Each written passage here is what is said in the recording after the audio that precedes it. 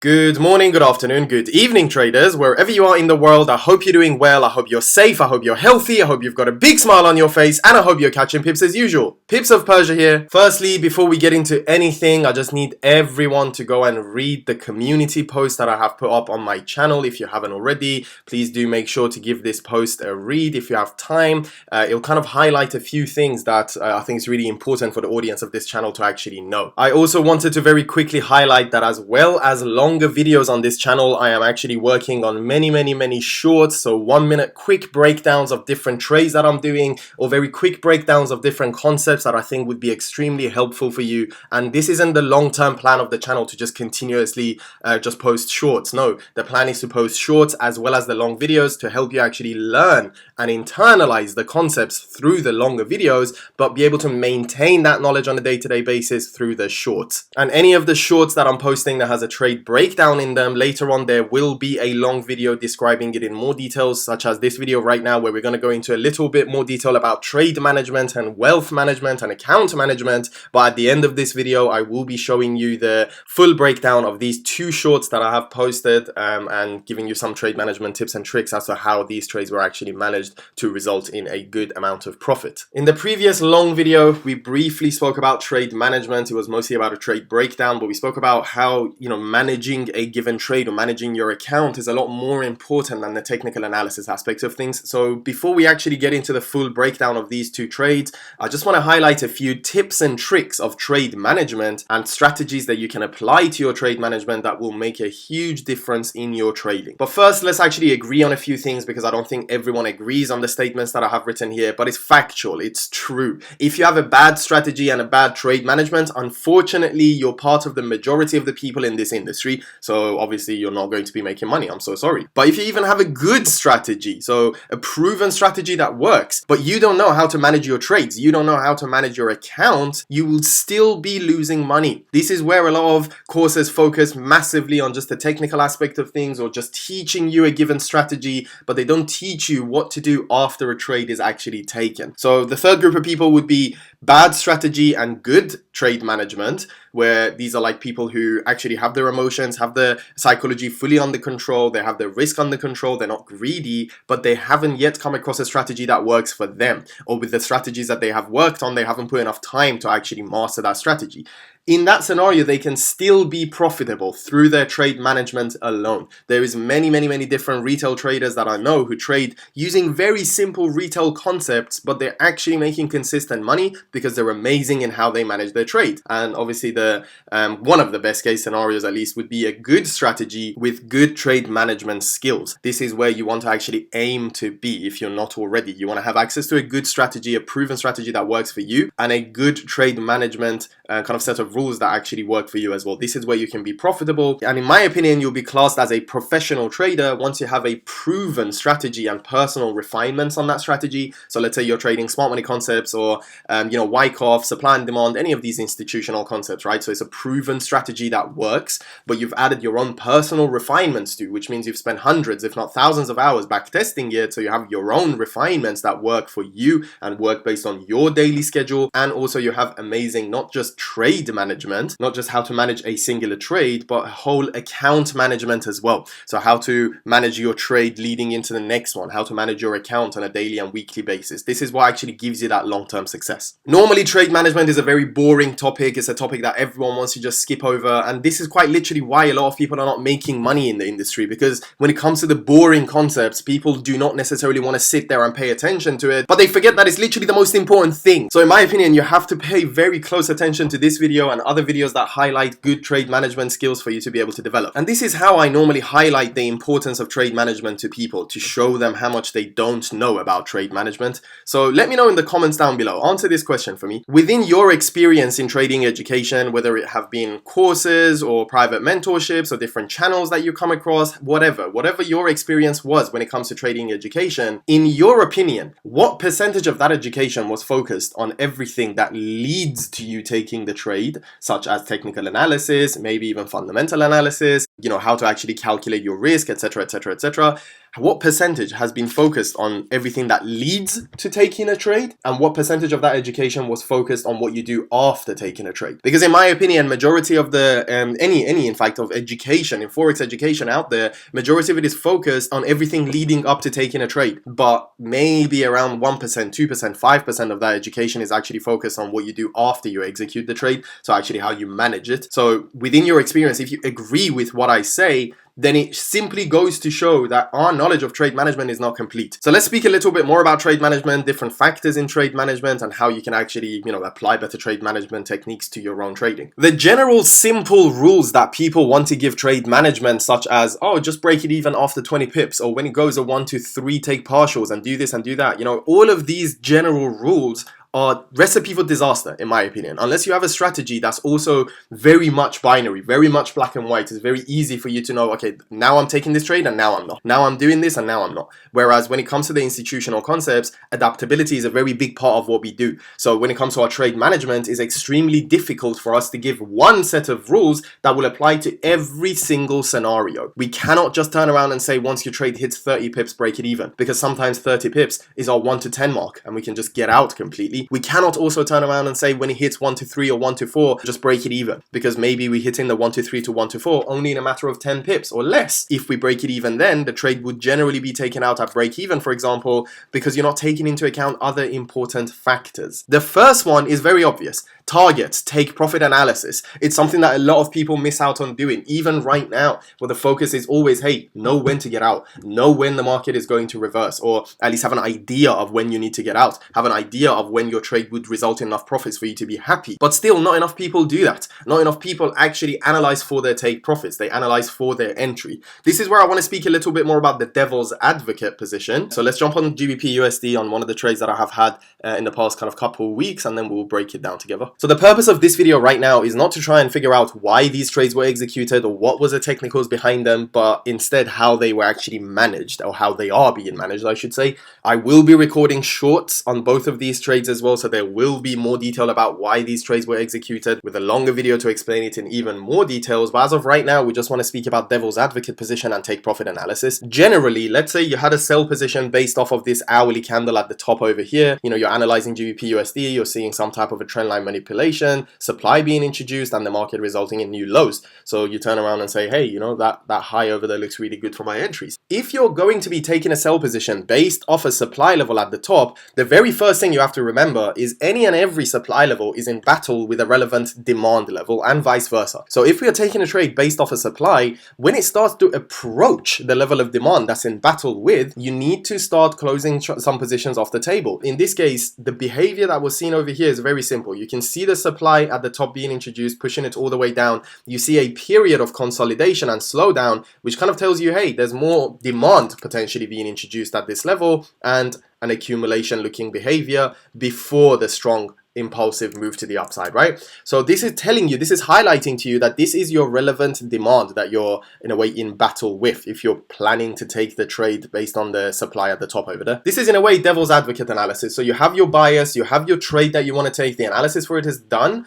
In a way, you now analyze for the opposite bias. So you want to sell. All of the analysis is done. You've decided on that sell position, right? You have to do this once you have decided completely on your trade. Then you ask yourself, okay, if I want to sell it at the top over there, based on the behavior that I'm seeing, where is there likely for buyers to start to take control of this market? So what does that lead you to do? To analyze for unmitigated levels of accumulation or distribution. That's factor number one. When it comes to your analysis, whether it be intraday or swing, you have to be able to pay attention to unmitigated areas of accumulation and distribution. That's very, very, very important. So this is one of these levels, an unmitigated area of accumulation, a very strong demand that sponsored the price into our level of supply. So at the end of the day, if we are taking any sell positions based off of that level of supply coming down, you have to know that before it starts to approach these levels of demand, you should be looking to close some partials. This was an insane trade, so even down to here, it's like a near enough 1 to 50 in profit. But even with bigger stop losses, you have to ensure that before it approaches your demand levels, you're floating floating good enough in profit, a decent enough risk to reward for you to be able to take a position off the table. In these cases, I judge my risk to reward based off of where the demand is. So I see, okay, is that a good enough risk to reward? And if I'm happy with that risk to reward, I keep limiting my take profit, because what if it comes and reverses, for example, bang on over here? So I ask myself, okay, for example, down to here is a 1 to 47, up there is a 1 to 35. I'm still very happy with the 1 to 35. So do you know what? I'll just keep my take profit over there. Can you see how I'm doing this? I don't have a risk to reward in mind that I'm like, okay, I have to extend this until it hits a 1 to 50 or a 1 to 100 or whatever. No, I have actual levels in mind, and I'm like, okay, this is the consolidation period. This is the accumulation. You can see clear signs of downside manipulation as well. So clearly something happened over here. So clearly at these levels, I might get some level of reaction, exactly how we did over here. We reacted from these levels of demand coming back up. So there is obviously a chance that these reactions can carry on going higher and higher and higher. And I simply want to avoid that. So I'm analyzing for a devil's advocate position. Where can the buyers actually come in? And I simply take my profits before then. This is what we call the devil's advocate position. So you have your mind completely set on a trade. You're analyzing for the opposite direction to ask yourself, okay, where are the bulls in this case are likely to come in? This smaller position, intraday position that we had over here, because that first one is definitely a swing. It's been extended even up until now. I'm still in this trade. Close on partials at 1 to 10, 1 to 20, and 1 to 50, and 1 to 100, but I'm keeping the rest of the positions open.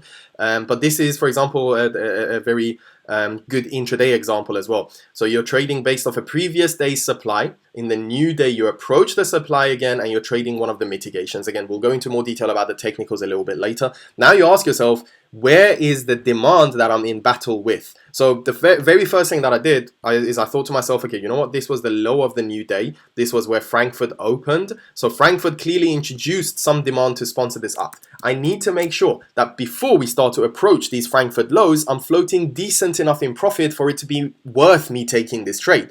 And I realized once it starts to approach these Frankfurt lows, I'm already hitting the 1 to 10. So in this case, I'm not even worried about keeping this open any longer. I had a lower level of demand as well over here, which was the unmitigated candle at the bottom of this accumulation, which I thought perhaps throughout that trading day we can tap into here and reverse. So this was exactly the devil's advocate analysis, right? I was taking a smaller trade based on a smaller picture, but it was approaching a bigger demand. And I needed to be out of this trade, or at least have closed partials before it hits the demand. And I knew it was a chance of this going to 1 to 15 as well. I decided to not keep it open and take all the profits above these Frankfurt lows, above these, I should say, even daily lows. So this is what we mean by the devil's advocate position, or by the devil's advocate analysis. You have a bias, you have a trade marked up. Now you're analyzing for the opposite bias. Where is there likely for the bulls to come in? And you pay attention to factors like unmitigated areas of accumulation or distribution, reminding yourself that any and every unmitigated candle within itself can also be classed as unmitigated areas of accumulation and distribution. And the other thing you now have to pay attention to when you're doing the technical side of your take profit analysis is liquidity creation. So where have we created liquidity? The fact that these lows with each other from there before, from that accumulation or reaccumulation before to here, the fact that this was creating downside liquidity, that kind of tells you, okay, this trade could potentially be extended even more. That's why I said, we knew that this was going to go 1 to 15, or even this trade over here can be extended even more. So it's absolutely fine when we pay attention to the liquidity and where liquidity is being created in comparison with the supply that we're trading based on, and the demand that's in battle with, or vice versa, the demand that we are trading and the supply that's in battle with alongside of liquidity, it gives you a good picture of where you should be looking to get out of your trades. And if the risk to reward, this is how I approach it. If the risk to reward is not good enough, in that case, I will not take the trade. So for example, if down to here, this trade, instead of a 1 to 10, would have been floating, for example, let's say 1 to 4, 1 to 5, that wouldn't match my set of rules, so I wouldn't have executed this trade. But for some people, 1 to 4, 1 to 5, these are amazing type of risk rewards to actually aim for on a daily basis as well. So perhaps that would be your trade, and you can easily even close your positions when it approaches these sets of equal lows on the lower time frames based on the candle that you're taking the trade on. So that's what we mean by the devil's advocate analysis. If you are kind of struggling on how you can even approach your trade management or know when to get out, analyze for the opposite direction. It's very, very, very simple. So please, please do not undermine the importance of take profit analysis. It's something that's extremely, extremely, extremely useful in your day-to-day trades. Regardless of whether you're a scalper, intraday, or swing trader, you always have to do that take profit analysis. There's one more word that I'm going to add to this, and that is relevance. It's very important for you to stay relevant to the picture that you're trading. If you're trading based on a 5-minute area of supply within a kind of bearish market, then you have to know that your take profits should also be based on a relevant picture. Maybe not necessarily the 5-minute picture, but you may, for example, have a 15-minute little area of reaccumulation, sponsoring the price higher, and now you've seen a relevant breaker structure, you're trading it based on these levels. You have to make sure that by the time it approaches, not that it hits, by the time it approaches those levels of demand, you're floating good enough in profit to be able to take a lot of position off the table. So relevance is very important. If you're trading based on lower time frames, areas of supply and demand, don't base your profits on daily time frame. It just doesn't make any sense. You can do that with time. You know, as you become more experienced, obviously you can do that and take swing and position trades as well. But as of now, stay relevant. Now, another factor in breaking down trade management is your own personal trading guidelines. Again, like a lot of people want me to give them the trading guidelines that they should follow. And I have highlighted quite a few different trading guidelines for myself in my channel, and I will continue to do so.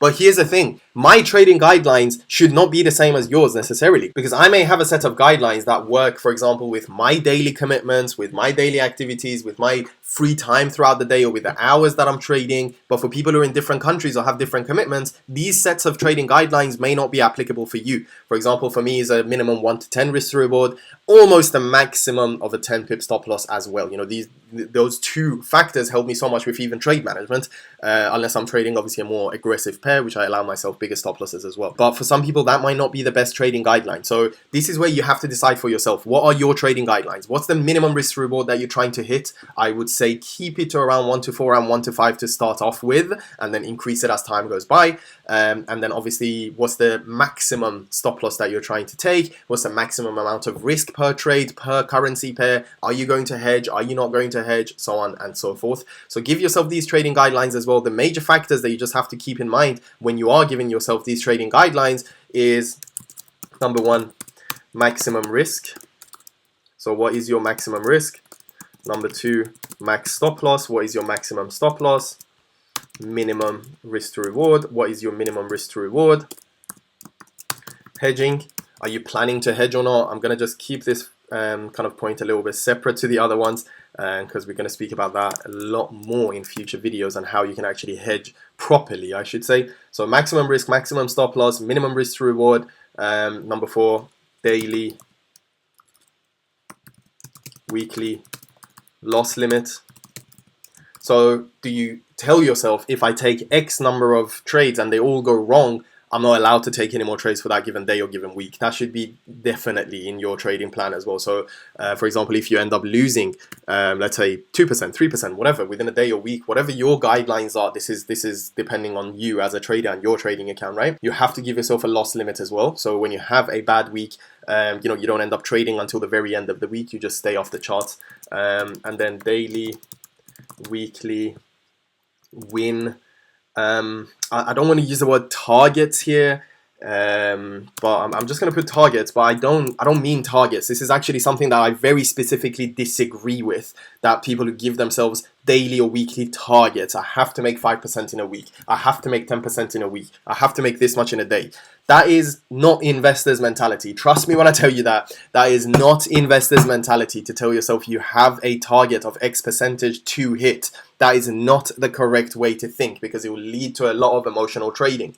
But instead of that, you should have a rough idea that, okay, for example, if I catch 3 1 to 10 trades in a week, I'm just not going to trade for the rest of that week. Or if I have a phenomenal trading week or phenomenal trading day that covers, for example, my weekly or 2-week or even monthly expenses, I'm going to stay off the charts for the next week or so. Maybe you're not going to completely stay off it, but at least you're not going to trade. This is what I do. So if I have an amazing week, last week, for example, I had something like two 1 to 10s on 3 1 to 10s on GU, one on GJ, and now the big GU trade that's floating at over a 1 to 100. When I have scenarios like this, from week to week where the week has been significantly better than any other trading week, I'm simply going to take it easy the week after that. The same way you have to take it easy if you take a loss, you have to take it easy when you have a win as well, to not allow those, emotions and ego and, greed, all of these things to affect your trading. And obviously hedging being the final factor over here. So when you're giving yourself trading guidelines, just have these in mind. At the end of the day, it's you versus you, and the only factor that you can actually control is your risk. So control it. And don't get emotional with it. And easier said than done for me to say don't get emotional with it, especially when the last point over here is emotions and trading psychology. But once you give yourself better trading guidelines, once you give yourself better trade management skills, you get better at emotional control and your trading psychology as well. It's very simple, because now you have a set of guidelines and a set of rules to actually follow. Your technicals, obviously, it goes without saying, something that you've been working on for time, and now you know how to manage your trade. Now you know, for example, the devil's advocate position, or the guidelines that you have to give yourself for your trading.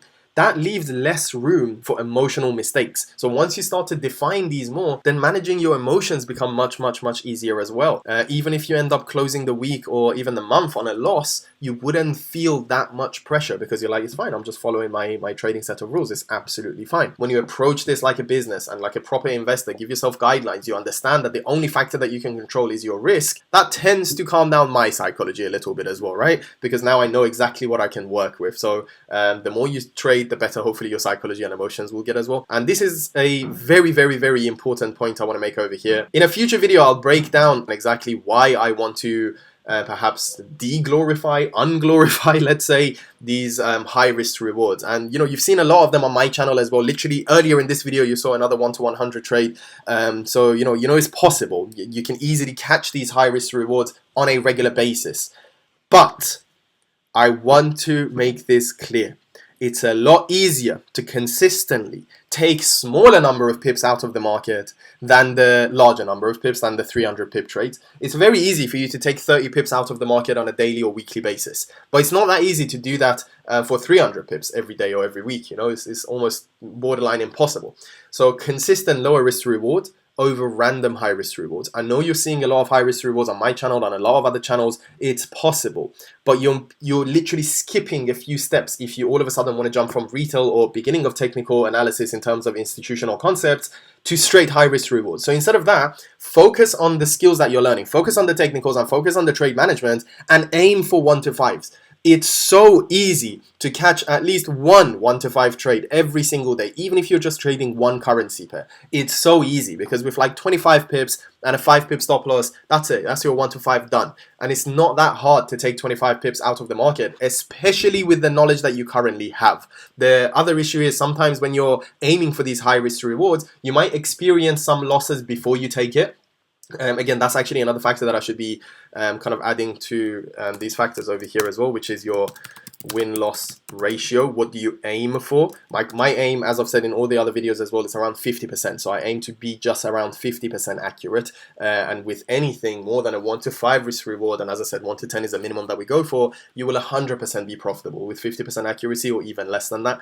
And when you aim for these smaller risk rewards, chances are you'll end up having a lot more TPs than stop losses. Sometimes if we're taking a trade, to be fair, this GBP USD trade that I showed you earlier, that was the first execution, it played out. But sometimes there's a couple of trades that we take prior to that hit stop loss, which is fine. And the scheme of things, it adds up when you're taking, for example, one big trade, 1 to 50 and above risk reward, and multiple losses before that. It's fine. You always end up in profit. But it's not good for trading psychology. So let's unglorify the high risk rewards a little bit. I will go into so much more detail about that in a more relevant video later. But lower risk reward is what the focus is, especially for the intraday as well. I've recorded many 1 to 10 scenarios. I'm going to be posting a lot more shorts that simply highlight how easy it is to catch that 1 to 10 in a matter of day or two. And literally a couple of those a week is full on retirement. Believe me when I say that. Trade management is just as difficult as you make it out to be in your head. So if you make a huge scenario out of this for yourself in your mind and thinking to yourself, I have no idea how to manage my trades, you will never have an idea how to manage your trades. But if you just take it scenario to scenario, hey, I'm about to take a position now. Let me just do a devil's advocate analysis. Let me just make sure I've actually defined all of these 7 factors, or 6 factors, I should say, for myself.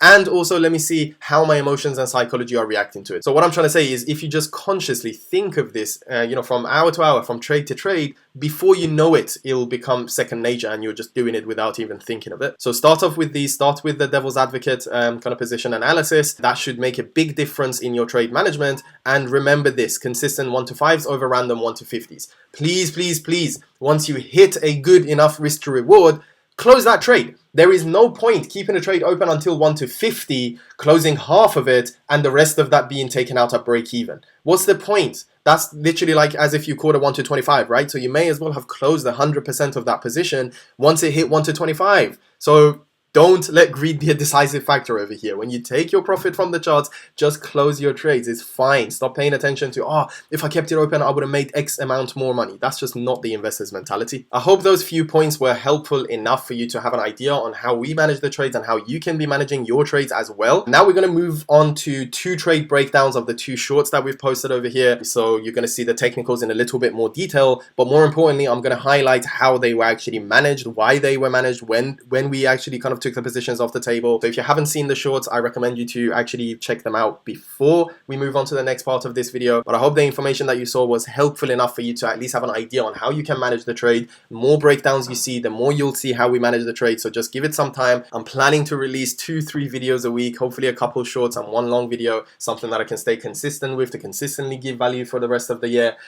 So yeah, if you haven't checked the shorts, make sure to check it out. And in the next few days, I'll be releasing 1 more short breaking down a 1 to 40 trade that I had on USD CAD. So if you did enjoy the video, please let me know in the comment section down below what you thought of it. I appreciate the support and love from everyone. It means a lot. And once again, as a very final reminder, if you haven't read the community post or posts, the last couple posts, mostly this one is what I'm talking about, please, please, please do go and check it out. It's really important for me to know that, the community that's following this channel and supporting this channel know exactly my intentions and know exactly what I'm trying to achieve. So without further ado, let's go ahead and jump into the breakdown of the 2 shorts that you saw earlier this week and how the trades were managed.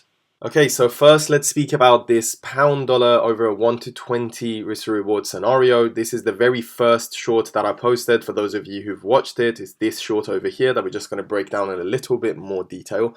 Unfortunately, TradingView is not going to let me go any below 2-minute time frame now, even though the 15-second and 30 seconds were indeed helpful with this trade execution. I simply cannot show it to you right now. It's been from some time ago. It's been a month and a half ago. And when I click on the 1-minute time frame, the TradingView is just not letting me go that far back.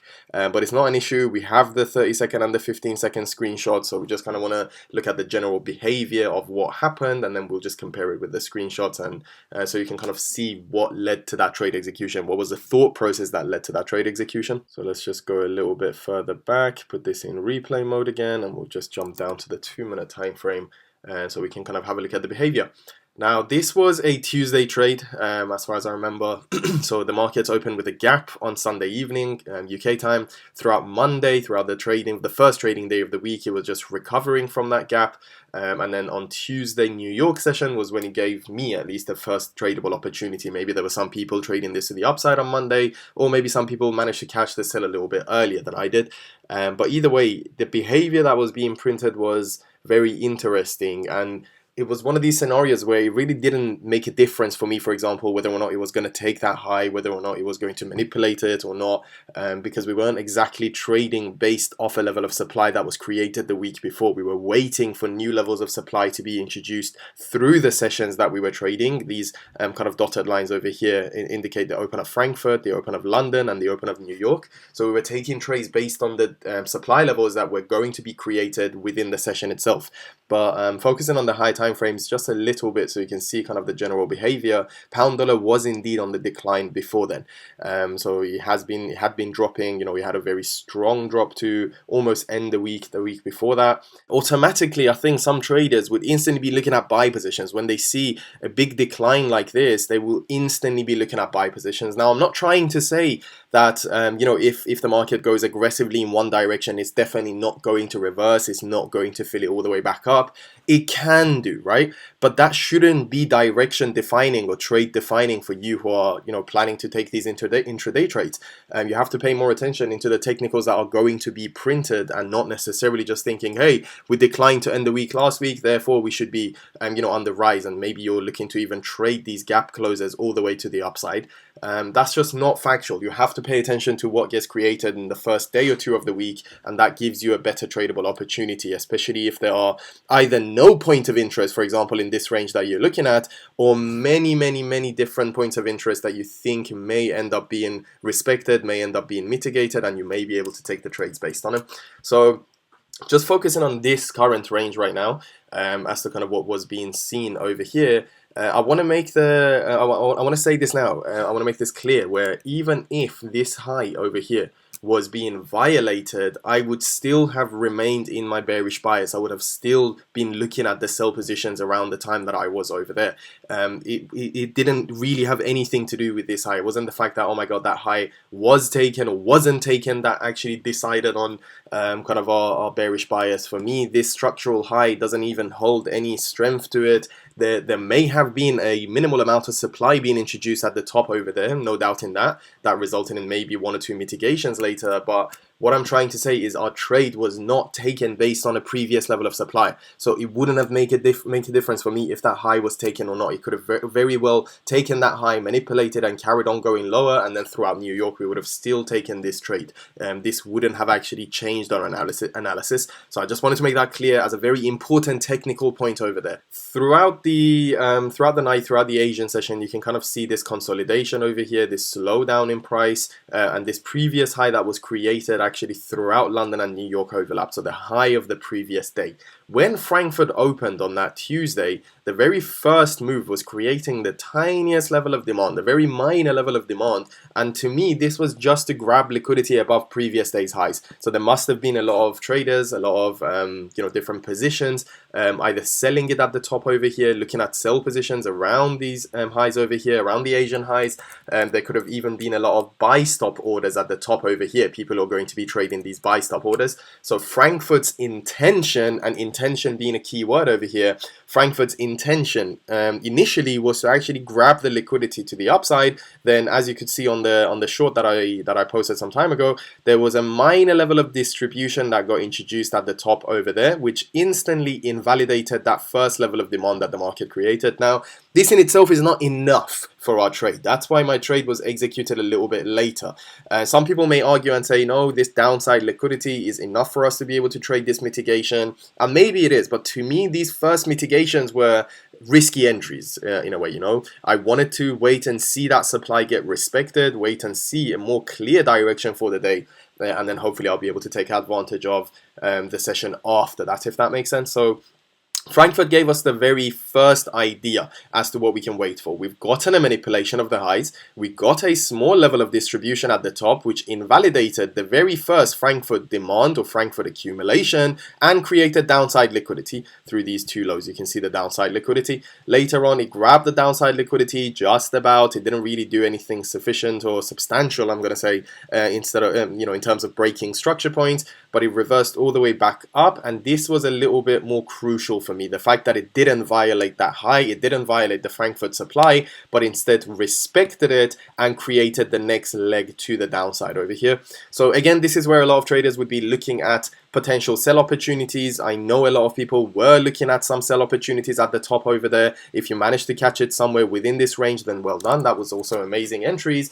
But obviously you can see the market didn't even give us the retracement all the way to the top over there. If it did, those would have been some good entries for us to take with risk obviously above the previous high. I would have put it above that high. I would have kind of put my risk, but that was just not the scenario that the market gave. So we just waited it out a little bit more. You could see some levels of trendline liquidity being created as London is developing. Then boom, it comes into New York Open. Now throughout New York Open, almost identical price behavior got printed over here, apart from the fact that it didn't actually manipulate the previous day's high in this case, but almost identical price behavior where New York Open, this was the first level of demand that you could see in New York, which sponsored the price slightly higher, then a minor level of distribution at the top, and this distribution actually resulted in a new quote unquote break of structure to the downside. So now what was the New York intention? New York intention was to create supply, was to continue the move and continue to push it lower and lower and lower. So now we are seeing two kind of sessions lead to one another. In a way, Frankfurt leading to London, London leading into New York, and all of these are kind of following the same order flow, following the same pattern, the same behavior. So that's why we decided to take our entries based off the New York supply. And this was the 30-second screenshot. I'm pretty sure you've seen it if you have checked the top comment on this first short. But this was kind of the 30-second structure that was being created, and this was the 15-second kind of screenshot, so you can see where exactly that blue line was coming from at the top over there. And this was kind of the behavior that was observed throughout a little bit later into New York. When that supply got created and the market got pushed down, you had another push to the upside. This push started to, on the lower time frames, create equal highs, as you can see over there. So we decided to just wait for the market to revisit these equal highs, manipulate them, and take our entries around there. I ended up actually being able to execute the trade almost around those equal highs itself, with a 34067 mark, 67 entry price. Again, if you have seen the short, you would have seen the entry, stop loss, everything. You would have seen the close trade, and this was what kind of resulted in over a 1 to 20, 1 to 30 in this case risk reward to the downside. But what I want to make extremely clear over here is what I did on the 1 minute, 30-second, and 15-second in terms of refining it is good, but it's not necessary for the intraday trades. So even if you spotted that kind of New York distribution of supply over there and the move to the downside and decided to take your entries completely based on that range, so you would have your entries somewhere around here, somewhere around the beginning of that New York distro, and your stop loss is above, you're looking at perhaps like a 7 pip stop loss over there, you would still walk away with amazing risk to rewards for the day. You know, you don't have to have the best entry, the smallest stop loss to walk away with some amazing kind of risk to rewards. You would still be able to take advantage of these scenarios to the downside. And in terms of managing these type of trades, this is the most important factor of it, but it's the most unique factor of it as well, because person to person is different. You know, I ended up catching a slightly better entry, keeping it slightly open for slightly longer, and you know, walked away with a higher risk to reward. But you don't have to do that. For example, even if you have these type of entries and you hit your 1 to 5s, if that's your trading set of rules, exit, close 100% of your profits. I know a lot of people are trying to pass these funded accounts as well. The way that you should be trading to pass these funded accounts is different to the way that you would trade on your normal account or on an account that you're trying to compound. There's no reason, no point for you to be looking at the best entry, best stop loss, and to keep it open for the longest. No, hit your 1 to 5s, hit your 1 to 10s, and you can literally close all of your positions at that time, keeping this position open for even a 1 to 5. If you entered at the very beginning over there, that's 2 hours. Some people may not be able to handle that pressure in 2 hours and may want to get out, and that's absolutely fine. It depends on your trading set of rules. So I would say once you start to hit your 1 to 5s towards the 1 to 10s, especially trading these concepts on an intraday level, look to close majority of your positions off, unless you are a swing trader and you know how to swing trade. When you hit around those 1 to 5 to 1 to 10 marks, and that's why you have seen a couple 1 to 10 shorts already, you will be able to see many more examples of 1 to 10 intraday scenarios, is exactly this, because it's so easy to catch that 1 to 5 to 1 to 10 throughout the day. With 1% risk, you're walking away with 5 to 10% if you close 100% of that profit, 100% of that trade, I mean. And you don't have to keep it open for longer. So in terms of trade management, the biggest advice that I can give you is once you start to hit good enough risk to rewards, look to close majority of the table. At the end of the day, what's the point in, let's say, hitting a 1 to 15 over here and let's say closing, for example, only 50% of your orders and the market coming all the way back up and taking the rest out at break even? Like, what's the point if you're going to only close 50% over here, or maybe 20% over here, and have the rest hit stop loss? You may as well just close 100% at slightly less risk to rewards, right? The final point I'm going to mention before the next breakdown in terms of trade management and all of these things is just paying attention a bit more to the technical aspect of things as well. If we are trading manipulation of a high on Tuesday, there's a slight chance that we have caught the high of the week. So that means, that doesn't necessarily mean we're going to keep it open for the rest of that week. But that means the demand levels that we'll be looking at over here, there is a chance it will revisit the lower levels of demand. So as you're kind of doing your analysis within this trend to know exactly when to get out, there should be a few different factors that you pay attention to, such as where is my liquidity? Is there liquidity created that hasn't been manipulated yet? For example, this whole range over here was liquidity. It was downside liquidity. So once we saw this strong move come and take this downside liquidity after we executed the trade, we are already, first of all, sitting in decent risk to reward with the entries that we had. Very decent risk to reward already. So we can even start to take partials. But this strong down move in itself, taking that liquidity, and the fact that it started to continue, it didn't reverse instantly and come back up and mitigate those levels, that tells you it's probably going to visit lower places as well. So, where you have to pay attention to unmitigated levels of accumulation and distribution.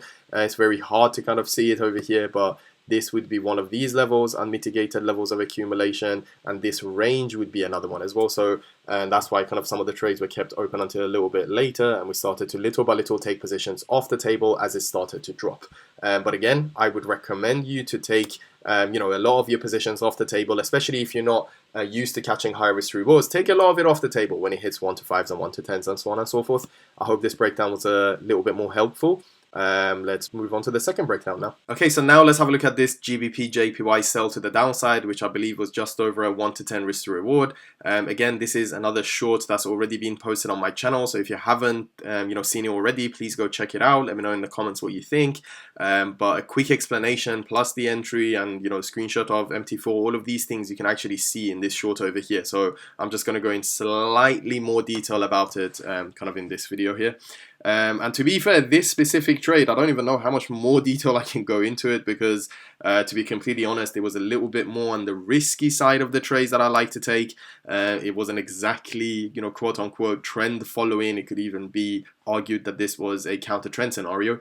But this is the beauty of these lower time frame intraday scenarios, because you could have a higher time frame trend, and let's say your high time frame trend is something like from this low to that high to this low to this high over here to this low to this high. Like that could be your higher time frame behavior that's being printed on the charts.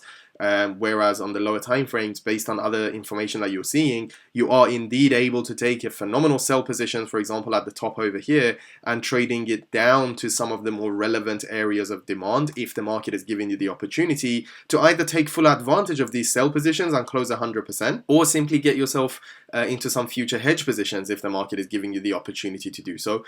You always also have to keep in mind the bigger picture versus the smaller picture. So for example, over here on the 5-minute, it may even look like a challenge of this previous structure point. So it may even look like a quote unquote break of structure to the upside, whereas that's not actually the picture that we are going to be trading. So I'm going to go down to the 2-minute time frame. Trading view yet again is not allowing me to go below the 2-minute time frame, but it doesn't really matter. The behavior that was observed started from the Asian session the day before, where you could kind of see the Asian session. And by the way, these lines obviously are indicating the open of Asia, the open of Frankfurt, and the open of London.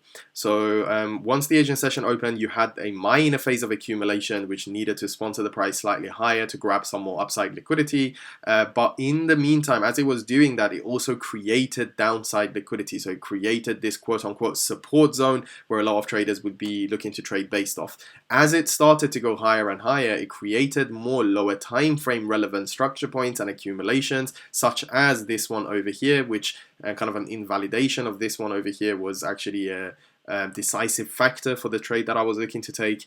And later on, before Frankfurt Open, it created yet again more downside liquidity, another valid structure point, and then boom, creating the final high of that given time period. Later on, Frankfurt Open with a distribution sponsoring the price lower, mitigation of that Frankfurt gave us that first break of structure to the downside. So that first Frankfurt supply that was being created at the top over there, the first mitigation of it gave us our first kind of relative to this trend, relative to the smaller trend coming up, break of structure to the downside. We're still waiting to see what happens, and it was London, kind of London's behavior that was a decisive factor for my trade, where I saw London in a way create internal liquidity, grab the internal liquidity. Let me zoom in so you can see the internal liquidity a little bit better. As this is trending down over here, that's another high and that's another low. So that's in a way internal liquidity being created. Once the market reaches above it, it grabs that internal liquidity but stays respectful of the previous level of supply and unmitigated candle that's identified over here, and ends up actually giving us the next quote-unquote break of structure to the downside, or an invalidation of this demand level.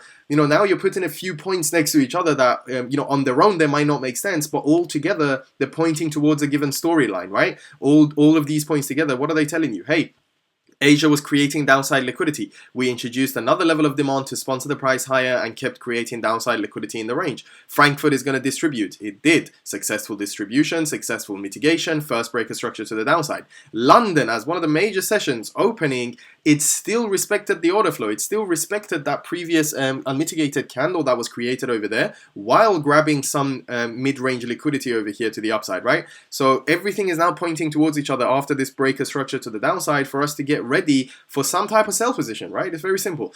Get ready to sell it based off of unmitigated areas. This is where this first screenshot comes into play, because this was the two entries that we were looking at. So this is on the 3-minute time frame. I'm just going to go on the slightly higher time frame, like 5-minute to 15-minute, so you can see these candles and these areas a bit better. That's the 5-minute area that we are looking at. But if I go to the 15-minute, you can see the clean candle.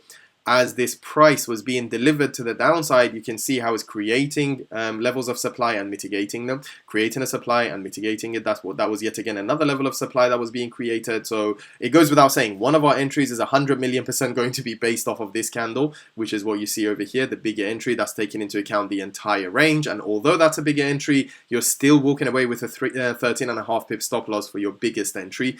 And I had a slightly smaller zone identified on the 1-minute time frame in the middle of the range over here as well. This was a just in case level. So if you're taking these intraday trades, we need to remember that we are targeting not extremely high risk rewards. 1 to 5s, 1 to 10s, 1 to 15s. We're going to take what the market gives us in terms of kind of the range that we are trading. And in this case, even with the biggest stop loss within the range that we are trading, remember the trend that we are looking at, if we are going to be trading against this trend based off the lower time frame behavior, and we are correct to say the market will dip at least below these Asian lows, then chances are the market is reaching for the next valid level of demand to mitigate. Where would these levels be? One of them you can see over here. But is that an important level of demand? Not necessarily. What factors can you look at to find an important level of demand? Ask yourself, was there a manipulation done within the range? Number 2, where was that level created? And number 3, whether or not it's mitigated. So in this case, you can argue and say, hey, yes, on the lower time frames, we had a zone of support, we had a manipulation, and it's unmitigated, and the price went higher.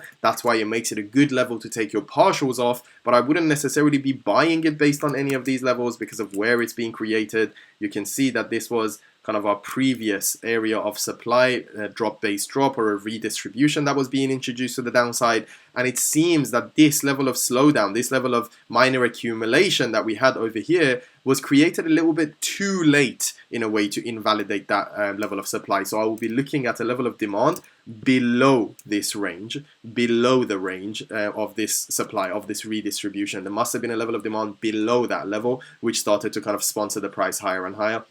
So although we'll be looking at some of these levels for some levels of take profit, the major take profit levels would be below. So we are looking again at a trend over here.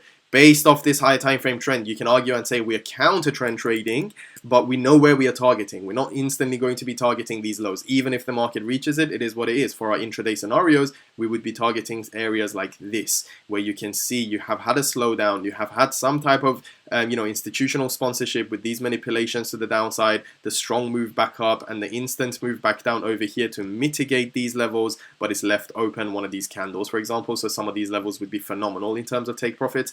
I say all of that to kind of paint both the bigger time frame picture for you and the smaller time frame, which is the picture that obviously we are trading based off of these tiny breaks of structure, invalidations of these kind of Asian levels of demand, and so on and so forth. So obviously London opened, it gave us our points of interest, gave us that first breaker structure. So upon the mitigation of that 15-minute candle, we got in the first trade, 155 I believe exactly was highlighted, but I got a 6 pipette better entry, so slightly better entry, slightly better stop loss I suppose. and this still gave us some phenomenal 1 to 10 scenarios to the downside. Now that I've highlighted all of these higher time frame kind of areas of demand or factors of demand that you should kind of take into consideration about where they're created, whether or not they're mitigated, whether or not you've had an element of institutional sponsorships which you can kind of find through manipulations within consolidation levels. Once you have all of these in mind, you have an idea on how you want to manage this trade as well.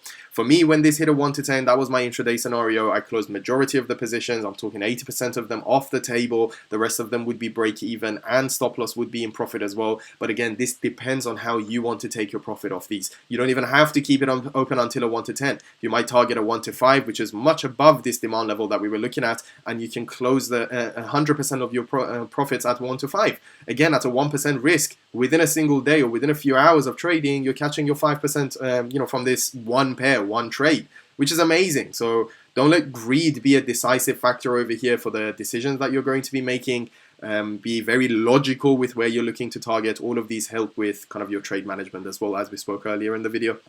So once you have a solid kind of trading system in place, it helps a lot more with kind of managing your trade as well. For my own kind of trading system, I tend to want to take trades that are minimum 1 to 10. So even on an intraday basis, when I'm targeting for trades, I'm targeting for that 1 to 10 mark. But sometimes it happens where it hits 1 to 8 and 1 to 7s, and it's reacting off a certain level of demand or supply that's substantial, that's important for me. In those cases, I'm more than happy to take all of those positions off the table as well.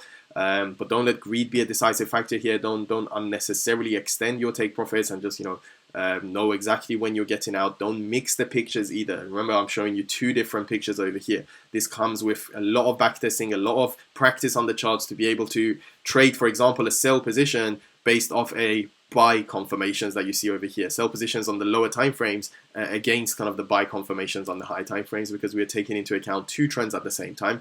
And even if we are correct, incorrect in terms of the bullish trend over here, and we would have been able to extend our profits, for example, all the way down here, it is what it is. You shouldn't let that be how you think, right? You have taken your 1 to 10 off the table, and that's it. Amazing. Stop kind of looking at trades that could have been or should have been or would have been, and based off that, allowing yourself to feel emotional or letting that affect your next trade, right? But anyway, I hope this was also a helpful breakdown. And yeah, more breakdowns of the future shorts will also be posted as well. The plan is to kind of record some short videos to give you quick insight into that trade, and then parallel to that, in the longer videos, we'll go into more detail about it like this. So let me know if you have any questions down in the comment section below.